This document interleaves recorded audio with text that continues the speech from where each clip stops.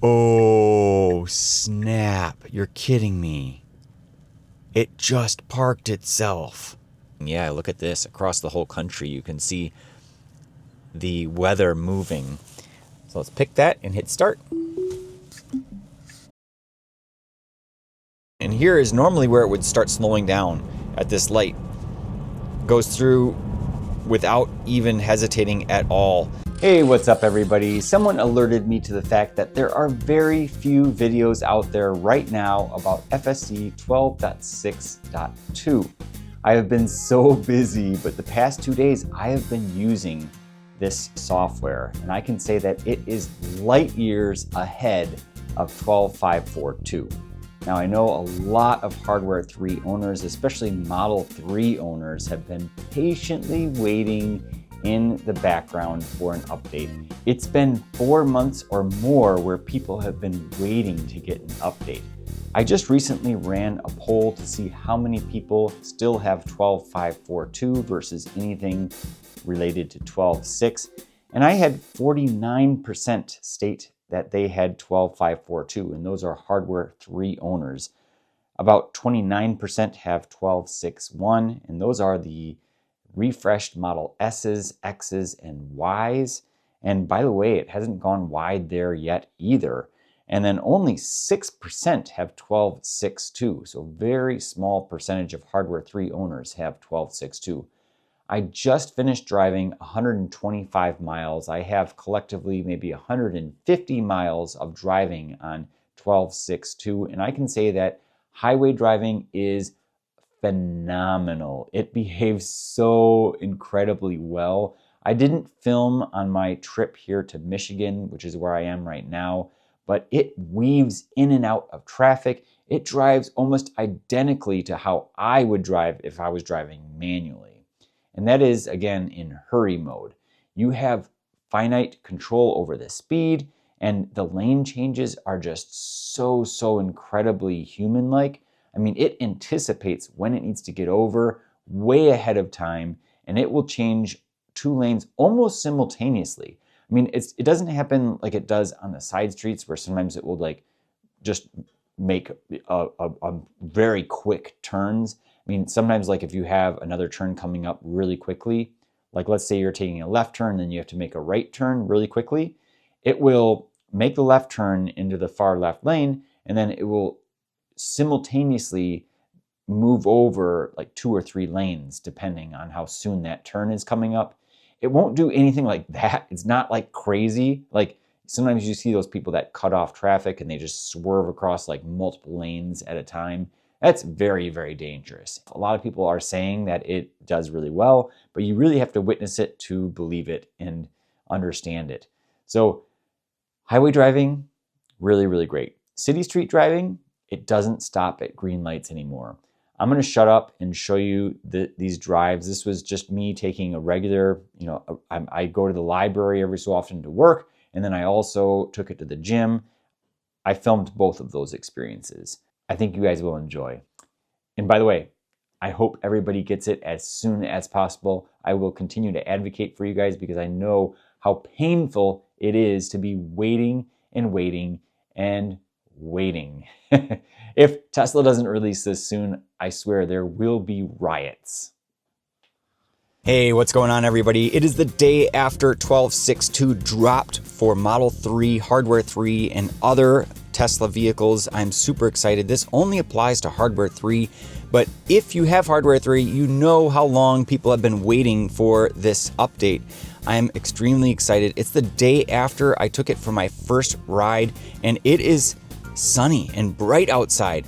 And also, the snow has melted. We don't have as slippery conditions here right now. Now, one thing I really regret, and I didn't even think of it yesterday, was playing around with the chill settings, especially in these conditions. I think it's really important to talk about that. In the autopilot menu, there is a chill setting for FSD, and that mentions it drives in slower lanes with minimal lane changes. Now, I have heard a lot of talk about how these profiles really only apply or take effect when you're on the highway. So I don't know that this would actually fix the issue. However, there is another chill setting in the dynamics menu here for the acceleration, and that is something I should have played with as well.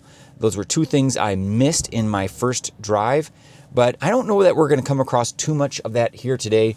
I'm going to show you here. I'm going to back up. I'm sitting in a bunch of snow right now, and I thought I'd see if my car would go around this snow. We got some cars coming up behind us, so I got to be very careful here.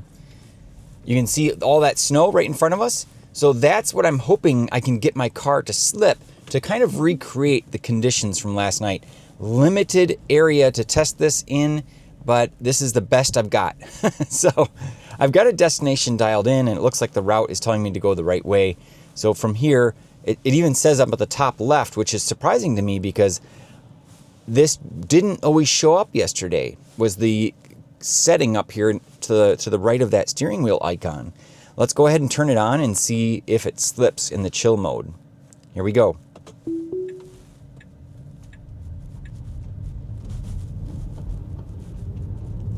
Okay, I did feel the tires slipping a little bit, but it got through that traction because only one wheel was on all of that snow. If I come across any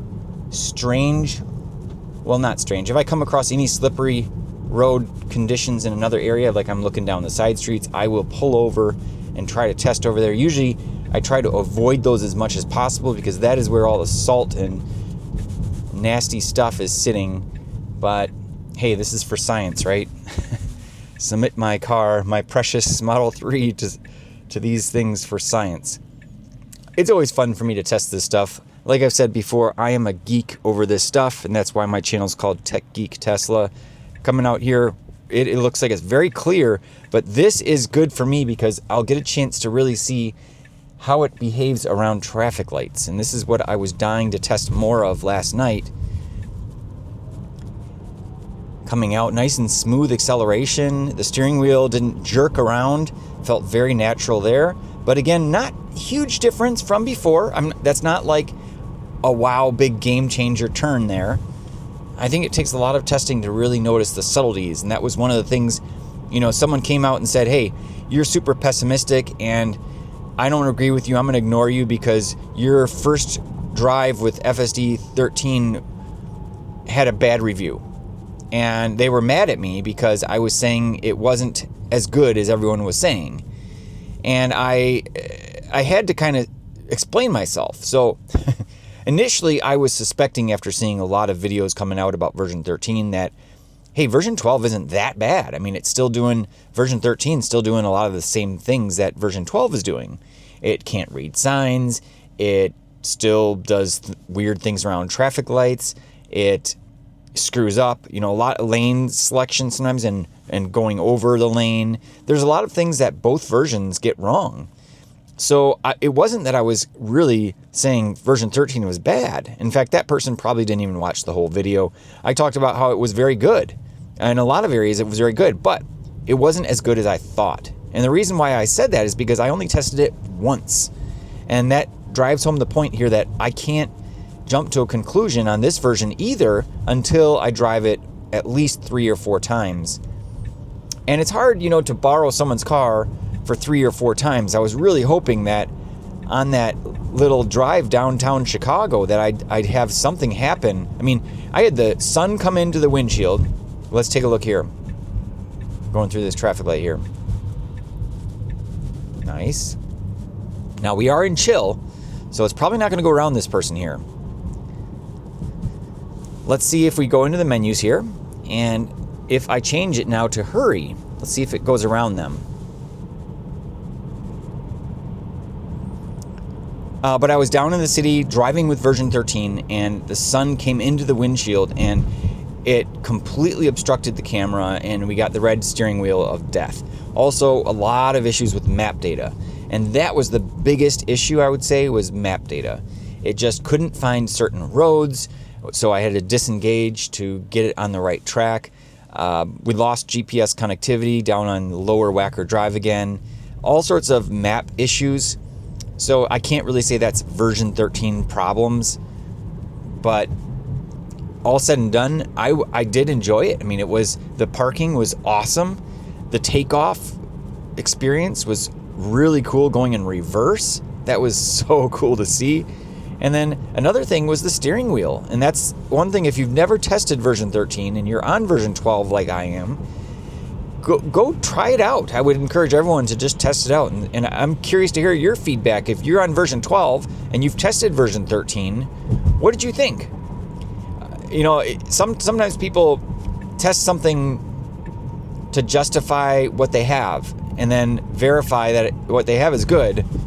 I can't remember the phrase for that, but you're basically trying to not go insane. Oh, okay, so it turned. Did you see it? It jerked. I don't know if you noticed that, but the steering wheel made a correction mid-turn there.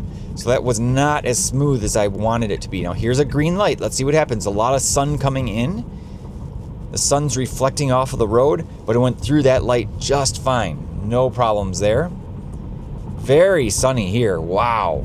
I mean, it's great testing it in the sun like this, but man, this angle is just blinding. Thankfully, I have my sunglasses on here. Really short drive. We've got 2 more minutes, maybe 2 more lights and a couple turns. But what I'm very interested in seeing is when we get to the parking lot, what route it takes. Because for a little while, and I think this has to do with maps data, for a little while this exact address was taking me through the parking lot. And then somewhere along the line with 12.5.4.2 or something like that, it changed where it would basically take me around the parking lot. And that was disappointing because I used to rely on it going through the parking lot to get to the front door. And then when it was in the middle of the parking lot, I would just disengage. All the parking spaces would show up and I would simply pick one on the screen and hit start. So I didn't have to touch the wheel at all. And I loved that. But again, I think that was related to maps data. This will actually confirm it. Is when we actually get to the final pin, is it going to go through the parking lot or not? One time it got lucky. It ended its route and then it kept going. And that's one thing that seems to have been fixed or improved here with this version, is once it gets to the final destination, if there's a pin there, which you can see there is a pin. There is a pin here, and it's the same thing. Look how far away it's not actually taking us through the parking lot. So previously, what would happen is, let me zoom in so you can see this. It would get here and then continue going. And it actually wraps around this way, coming around here. Let's see what happens here today. It used to come in this earlier entrance. We've got a green arrow. We slipped a little bit there. Man, I wish I knew some back roads I could test this on before all the snow melts. Let's see what happens. Oh, it's turning right here. Okay. So it seems to be maybe random. Oh yes, this is what it used to do. Okay, perfect. Coming through here, and then it's gonna come around. This is awesome. This is exactly how it used to operate. And now this is what I love, is right in here, I can disengage and now pick one of these spaces. Now, it's hard because you can't see the spaces. So let's see what we can pick here. I'd really like this one here. So let's pick that and hit start.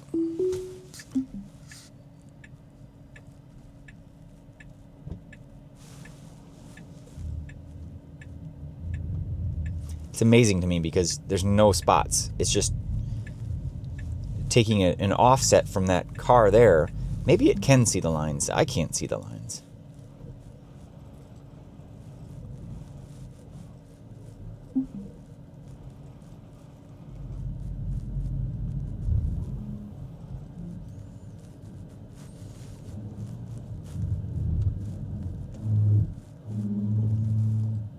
Great, look at that. So we are a little bit close to this car. Hard to know if they have a passenger that would get in on that side, because that's when you have the door that hits your door. And I like to park kind of further away, so I don't risk it that much. I still treat my car like it's brand new. Anyway, this is my second drive. Hope you guys enjoyed. I wanted to post it rather than experience this privately. See you guys in the next one. I'm back again at night here. It is 6:20 p.m. I'm heading to the gym. I just wanted to show everybody there is a new setting in here. If you tap on the maps, you can see over here on the right side on the bottom is the weather. And this was mentioned previously that this was added, and it also includes Intel processors. So that's huge. This is hardware 3 that's now showing weather patterns. I think this is great. Now, we obviously don't have any rain, we don't have any snow, so there's nothing that's showing up on the map, but you can zoom out and it should be showing, yeah, look at this, across the whole country. You can see the weather moving. I just think that is the coolest thing, to be able to see that. And you can go over to even other countries. I mean, look at all this stuff going on in the ocean. That's so cool. And let's go all the way. Ooh, that looks like a hurricane or something going on over there by Ireland. I just love that. And then let's go over to Japan. See if we can see what's happening over in Japan. So neat, right? And I think it tells you the weather here. I mean, not just the precipitation, but I think it also tells you what the temperature is. Let's just find out here. If we zoom in, maybe it will show the weather.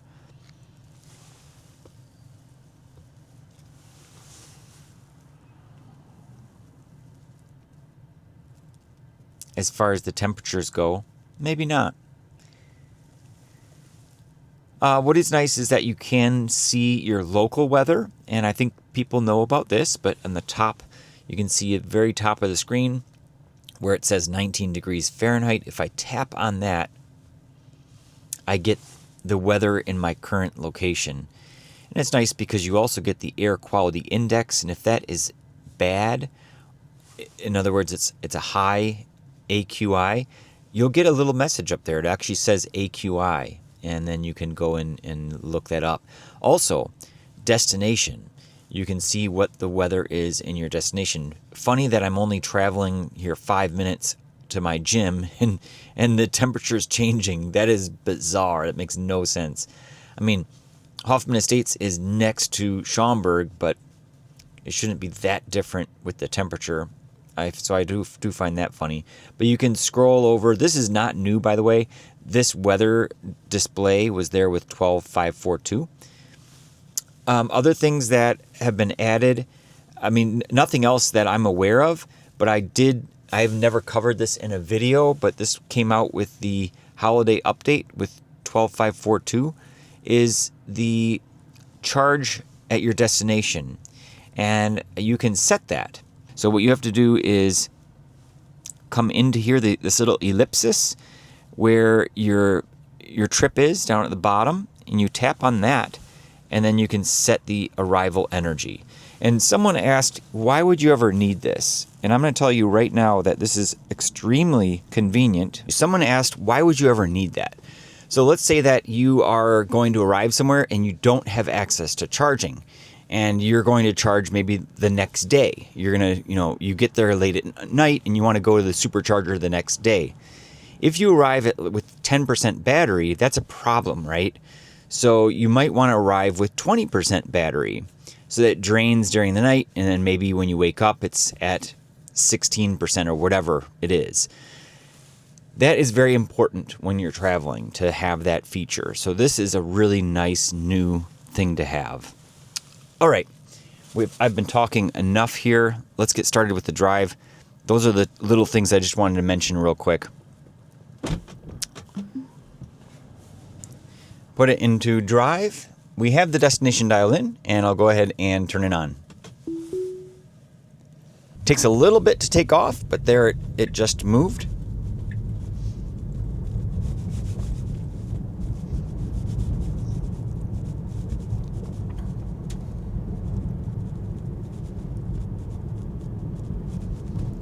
Very short little trip here, same as this morning, not traveling too far. 4-minute drive here. I love it when your gym is close to your house. I wouldn't have it any other way. Slowing down for this light. And turning right on red. Very appropriate. Nice thing to do there. Felt really smooth with the steering wheel. No issues there. I have an extra light here that might help illuminate some of the cabin here so you can see. I do like the light down below where you can see my pedals. But this extra light here, it's a little light bar that I have. Here we go. 1, 2, 3.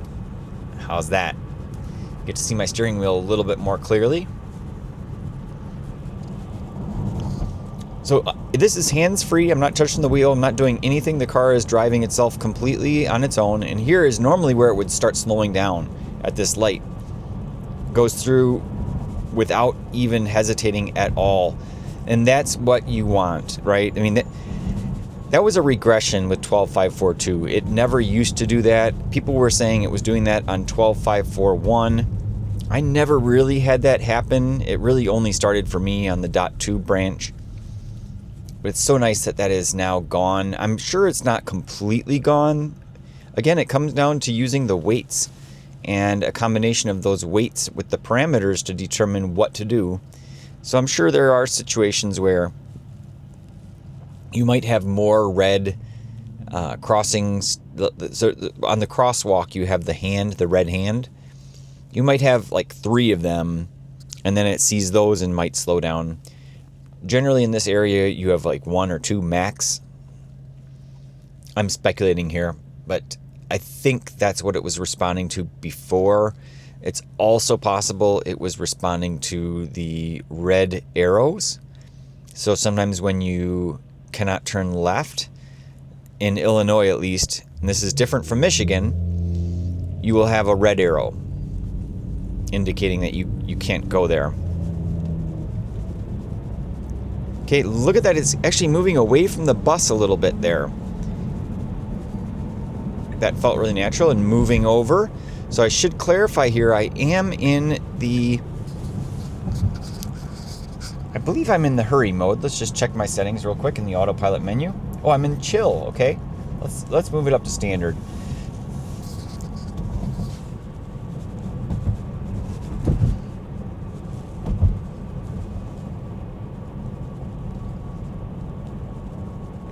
Okay, and one more traffic light, and then we will be turning right.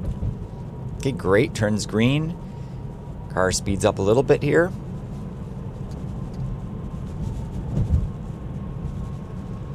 So this is just representative of an everyday drive. You know, today I took my car to the library and I took my car to the gym.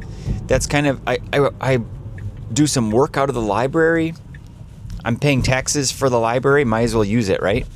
It's either I work from home or I work from the library when I'm not on sales calls during the day. So sometimes it's just convenient to head on over there if I have some work to do on my computer, like emails and whatnot. Okay, it is arriving here. Oh no, it's actually pulling into the parking lot. It appears to be looking for a parking space here. I will be absolutely floored if it tries to park here. The right turn signal is on. And it's going left. What in the world? You can see on the screen, it is like begging to go in reverse. And steering wheel is moving a little bit. It wants to do something. Now we have a car coming up behind us. Let's see if it decides to do anything with this car coming. Yes, car is coming, and it actually caused my car to move. I'm very curious if it parks itself. Oh.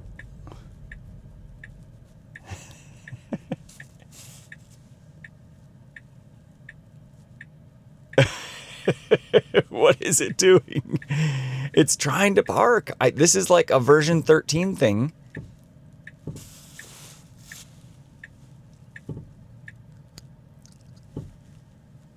I can feel the wheel turning a little bit.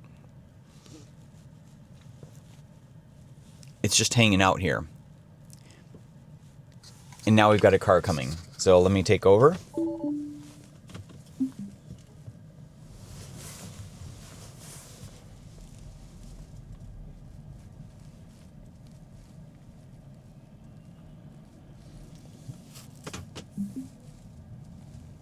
Fascinating. So it looks like it's really trying to find a parking space. And it's just fascinating that it's kind of positioning itself to park. You know, it went like this, and then normally the next action would be to put it in reverse and back up into a space. Now, in that situation, I could have easily have taken over and then selected a parking space just like I did at the library. And that's I think the way to use 12.6.2. But let's just see here. So now that it's moved away from that pin, you can see on the maps there, it wants to actually go there. So let me change this so it's, okay, that's the way I like having it. Move this back over. Let's have it circle around again and see what it does to get to the entrance. Oh, it's doing it again. It's like it wants to do a 3-point turn to turn around. Interesting. So if I step on the accelerator, let's just see what happens here. It's correcting itself. The steering wheel is now moving back over. A little bit of encouragement. Now let's get it back out because you can see the route there. It wants to go right, but the left turn signal is on. And okay, it's going left. Okay, it did follow the turn signal, but it's not following the path on the maps. Interesting. So it's going to circle around here to the final pin. And what would be really awesome is if it actually parks itself. That's what I'm kind of hoping it will do. Highly unlikely, but hey, it seems to have parts and pieces of version 13 in here.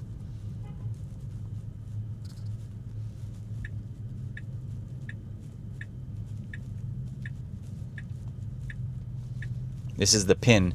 Now that we've come up on this other side, it's possible it will actually park itself here. And it looks like it is. Oh no, it's actually it has its left turn signal on.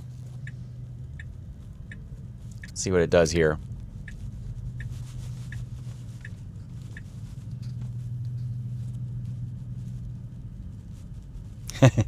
It's just going to circle around a lot. So yesterday, and it may have just been like a first test type of thing, it arrived at a pin and then stopped moving completely. But as you can see right now, it's circling around endlessly as if it can't actually get to the pin. And now it's going to turn right. Now it's following the path.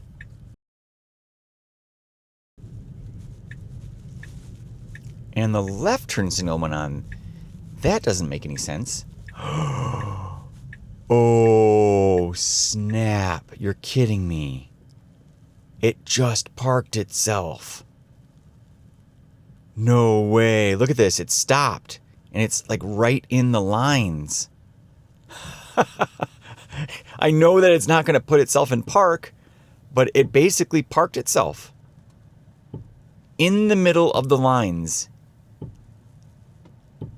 What? That is awesome. So the wheel, as you can see, is moving a little bit, but basically it's saying we're here. It's like, okay, I found a spot for you. Put it in park, dude. Take over. Like, get out of the car. This is it. We're here. That is great. So I'm going to do exactly that. I'm going to put it in park right now. That is crazy. Look at the steering wheel. It's just moving like really slowly. Just creeping. Why is it doing that? If I zoom in, I'm not seeing anything here. But that is awesome. It just parked itself. That is so cool. Okay, put it in park. We're here. That is great. I love it. And we're far away from other cars as well. So cool to see. All right, more fun with 12.6.2 coming up later in the week as well. Should have some time this weekend. I'll be in Michigan this weekend, so it'll be fascinating to test it in a different environment. I think there's a lot more snow over there as well. I am planning on bringing this car over to Michigan. It's about a 2.5-hour drive to get over there. Should be some fun testing it out over there. My purpose is not to spend time testing FSD. My purpose is to spend time with family. So I won't be going too crazy while I'm over there, but maybe when I run out to the grocery store or something, I'll do a video here or there. Thanks for watching, guys. As always, appreciate your views and appreciate your likes. Any comments that you have, show them down below. I do my best to reply to every comment possible. I do see your comments, and if you appreciate my content, you can consider to subscribe to me on Patreon and also on YouTube. If you haven't subscribed already, you'd be surprised how many people watch my videos and never subscribe. It goes a long way to support a small content creator, smaller content creator like myself. Appreciate you guys as always. Until the next one, have a great day.